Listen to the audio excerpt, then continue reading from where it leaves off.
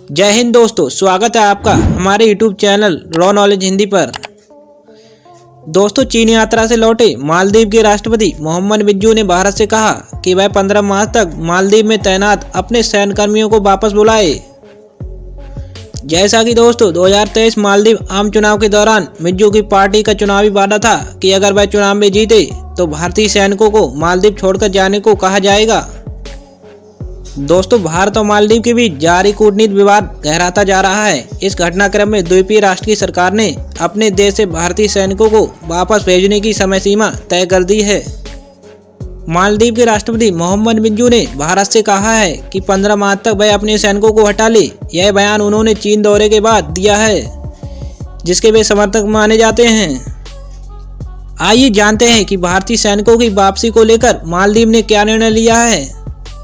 हाल ही में चीन की यात्रा करके आए मालदीव के राष्ट्रपति मोहम्मद बिज्जू सख्त तेवर दिखा रहे हैं। बिज्जू ने भारत से कहा है कि वह 15 मार्च तक मालदीव में तैनात अपने सैन्य कर्मियों को वापस बुलाए। सार्वजनिक नीति सचिव अब्दुल्ला नाजिम ने राष्ट्रपति कार्यालय में एक संवाददाता सम्मेलन में कहा कि राष्ट्रपति ने भारतीय सैनिकों को मार्च से पहले वापस जाने के लिए कहा है। इस बीच भारतीय सैनिकों की वापसी पर चर्चा के लिए दोनों देशों ने एक उच्च स्तरीय कोर समूह बनाया है। समूह ने विदेश मंत्रालय पर एक बैठक की, जिसमें मालदीव में भारतीय राजदूत मनु महावर भी शामिल हुए। नाजिम ने कहा कि राष्ट्रपति ने इस साल 15 मार्च से पहले मालदीव से भारतीय सैनिकों की वापसी के लिए कहा है। नाजिम ने कहा, भारतीय सैनिक मालदीव में नहीं रह सकते। यही राष्ट्रपति बिज्जू की नीति है, यही सरकार की नीति है। भारतीय सैनिकों की वापसी पर फिलहाल विदेश मंत्रालय में चर्चा चल रही है। गौरतलब है कि राष्ट्रपति बिज्जू पिछले हफ्ते अपनी पहली चीनी यात्रा के बाद लौटे और परोक्ष रूप से भारत पर मौके हमले किए। वहीं दुबई में COP28 शिखर सम्मेलन के मौके पर भारतीय सैनिकों की वापसी पर एक उच्च स्तरीय समूह का गठन किया गया था। यह निर्णय प्रधानमंत्री नरेंद्र मोदी से मालदीव के राष्ट्रपति की मुलाकात के बाद लिया गया था। वहीं दोनों देशों में जारी तनाव के बीच विदेश मंत्रालय ने सैनिकों के मसले पर बयान जारी किया है।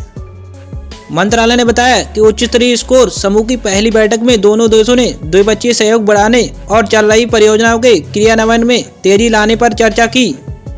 बैठक में भारतीय विमानों और हेलीकॉप्टर के संचालन को जारी रखने के लिए व्यावहारिक समाधान ढूंढने पर भी चर्चा की गई। इस बैठक के बाद मालदीव के विदेश मंत्रालय के हवाले से स्थानीय अखबार ने लिखा कि भारत सैनिकों की वापसी में तेजी लाने पर सहमत हुआ है।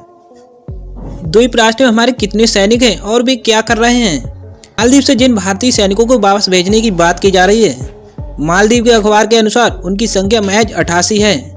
मालदीव को लोगों की सेवा के लिए भारत ने मालदीव को डोर्नियर 228 समुद्री गश्ती विमान और 2 HAL ध्रुव हेलीकॉप्टर दे रखे हैं। इन्हें संचालित करने के लिए वहां भारतीय सैनिक तैनात हैं। इसके अलावा ये सैनिक डॉक्टर के तौर पर लोगों की सेवा करने के साथ साथ वहां के पायलटों को ट्रेनिंग देते हैं और एक्सक्लूसिव इकोनॉमिक जोन का सर्वे जैसे काम भी करते हैं। आखिर मालदीव हमारी सेना को क्यों हटा रहा है?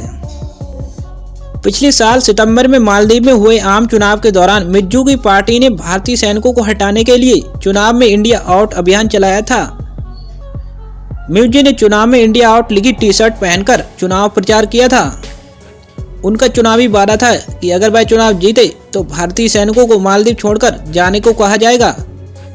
चीन समर्थक बिज्जू ने राष्ट्रपति का पदभार संभालने के दूसरे दिन ही आधिकारिक तौर पर भारत सरकार से अपने सैनिकों को वापस बुलाने का अनुरोध किया। वहीं हालिया चीन दौरे के बाद मालदीव के राष्ट्रपति मोहम्मद बिज्जू के तेवर सख्त हो गए हैं। इससे पहले उन्होंने भारत का नाम लिए बिना कहा था कि किसी भी देश के पास मालदीव को धमकाने का कोई अधिकार नहीं है।